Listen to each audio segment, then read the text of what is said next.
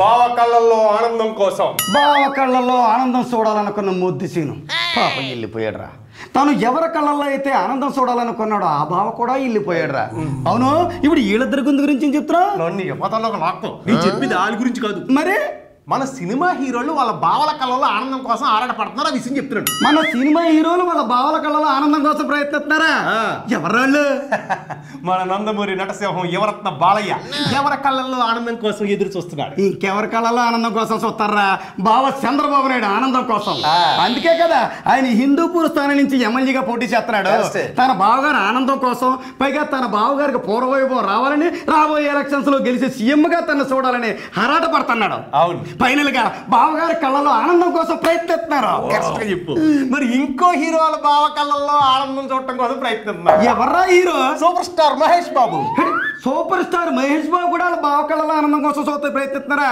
Doubting మాట్లాడుతూ పెట్టి వాళ్ళ బావగారు జయదేవ్ గారు అని ఉన్నారు. ఆయన చిన్నప్పటి నుంచి మన మహేష్ బాబుని చాలా జాగ్రత్తగా చూసుకునేవారంట, మంచి అడ్డ చెప్తునేవారంట. బావగారు అంటే నాకు బాగా ఇష్టం. ఆయన ఏమో ఎలక్షన్ లో పోటీ చేస్తున్నాడు. ఆయన చేస్తున్న అభిమానులు అందరూ ఆయన సపోర్ట్ చేసి గెలిపించాలని చెప్పి మనోడు అభిమానులు పిలిపించాడు. బావగారి కళ్ళలో ఆనందం చూడటం కోసం. బాగా చెప్పాడు. తర్వాత ఇంకో హీరో ఉన్నాడు, వేణు తుట్టంపూడి. రేవట్లో పొడుగ్గా ఉంటాడు, కంగారుగా మాట్లాడతాడు. ఆయన ఎవరి కోసం ప్రయత్నిస్తున్నారు? బావగారి కోసం రా. రామ నాగేశ్వరరావు అని ఆయన కూడా ఎలక్షన్ లో పోటీ చేస్తున్నాడు. ఆయన గెలిపించాలని చెప్పి అభిమానుల్ని, తెలుసున్న వాళ్ళని, బంధువుల్ని, సేవలు అందరినీ కలుపుని కింద మీద పడితే ఆయన ప్రయత్నం చేస్తున్నాడు వాళ్ళ బావ కళ్ళ ఆనందం కోసం. అంటే మన హీరోలు అందరూ కూడా వాళ్ళ బావల కళ్ళలో ఆనందం కోసం ప్రయత్నిస్తున్నారు కానీ అభిమానుల కళ్ళలో ఆనందం కోసం ప్రయత్నించట్లేదు అనమాట. బాలీవుడ్ లో నీకు బాగా ఇష్టమైన హీరోయిన్ ఎవర్రా? కరీనా కపూర్, కత్రినా కైఫ్, దీపిక పడుకునే, ప్రియాంక చోప్రా. నీకు ఏదో బాగా క్లోజ్ అయినట్టు చెప్తుండ్రు. అలాగే నీ క్లోజా? క్లోజ్ కాకపోతే తెలుసు కదరా. వీళ్ళకి ఎంత పెద్ద స్టార్డమ్ ఎలా వచ్చినట్టు? మంచి పెర్ఫార్మెన్స్ రా. అంటే పెర్ఫార్మెన్స్ తో పాటు మంచి స్కిన్ షో కూడాను. అదేరా ఎక్స్పోజింగ్. ఈ రెండు ఉన్నాయి కాబట్టి వాళ్ళు ఇవాళ స్టార్డమ్ హీరోయిన్ గా అక్కడ నిలబడ్డారు. బాగా చెప్పారా. కాకపోతే పాప వీళ్ళు ఎంతకాలం ఉండరు. అయ్యా అంటే మన మిల్క్ బ్యూటీ తమన్నా ఎంటర్ అయిపోయింది కదా బాలీవుడ్ కి. అవునా? అక్కడ సినిమా ఎప్పుడు రిలీజ్ అవుతారో తొందరగా ఇక్కడ చూసావు కదా తమన్నా సినిమాలు. అంటే ఇక్కడ తెలుగు, తమిళ సినిమాల్లో కొద్దిగానే చూస్తుంది ఎక్స్పోజింగ్. అక్కడ బాలీవుడ్ లో అయితే ఫుల్గా చూపించేస్తుంది కదా, చూసేద్దారని తెగ ఆనందపడిపోతాను. ఆ పిల్ల స్టేట్మెంట్ ఇచ్చింది. ఏంటో బాలీవుడ్ లో ఉన్నా సరే ఆ పిల్ల లిమిట్స్ లోనే ఎక్స్పోజ్ చేద్దంట. లిప్ లోకి కిసింగ్ కూడా దూరంగా ఉంటాను, అలాగే ఇక్కడ నిలబడి నా సత్తా ఏంటో చూపించుకుంటాను స్టేట్మెంట్ ఇచ్చింది. అమ్మ తమన్నా, నువ్వు బాలీవుడ్ లో నిలబడాలి అంటే ఇప్పి చూపించాలి పెర్ఫార్మెన్స్. లేదనుకో కప్పు వచ్చే మన సద్గుణం.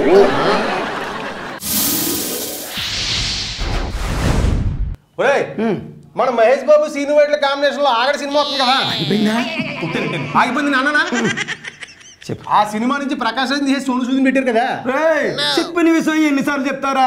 ప్రకాష్ రాజుని తీసేశారు, సోను సూద్ని పెట్టారు. దానికి ప్రకాష్ రాజు ఏం ఫీల్ అవ్వలేదని చెప్పావు కదా. ప్రకాష్ రాజు వాళ్ళు ఏం ఫీల్ అవ్వలేదు. ఆ రోజు జరిగిన సంఘటనలో కోడేటర్నే బూతులు తిట్టాడంట మనోడు ప్రకాష్ రాజు.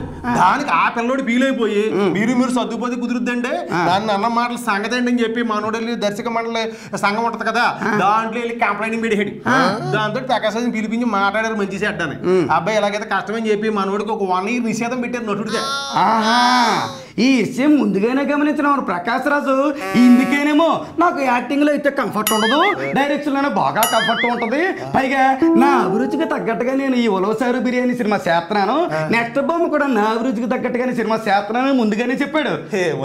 అన్నట్టు ఈ ఉలవసారు బిర్యానీ సినిమా రిలీజ్ కి నిషేధం ఏం లేదు కదా. సినిమా హీరోయిన్ అవ్వాలంటే చాలా కష్టపడాలరా.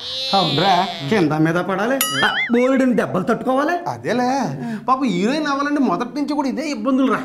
ఎంత టాలెంట్ ఉన్నా సరే. ఇప్పుడు మన అంజలిదేవి గారు గుర్తున్నారా? అయ్యా మహానటి కదా. ఆవిడ గొప్ప హీరోయిన్ అయ్యింది. ఎలా? ఆవిడ స్టార్టింగ్ చేస్తూ చిన్న చిన్న వేషాలు వేసిందంట, ర్యాంప్ క్యారెక్టర్ కూడా చేసిందంట. తన పెర్ఫార్మెన్స్ ప్రూవ్ చేసుకుంది కాబట్టి అక్కడ తన గొప్ప నటి, మహానటిగా నిలబడింది కదా. దాని తర్వాత మన భానుమతి రామకృష్ణ గారు సీనియర్ నటిమని, ఆవిడ కూడా మొదట్లో చిన్న చిన్న వేషాలు వేసుకుంటూ ఆవిడ పెర్ఫార్మెన్స్ ప్రూవ్ చేసుకున్న తర్వాత గొప్ప హీరోయిన్ అయిందంట.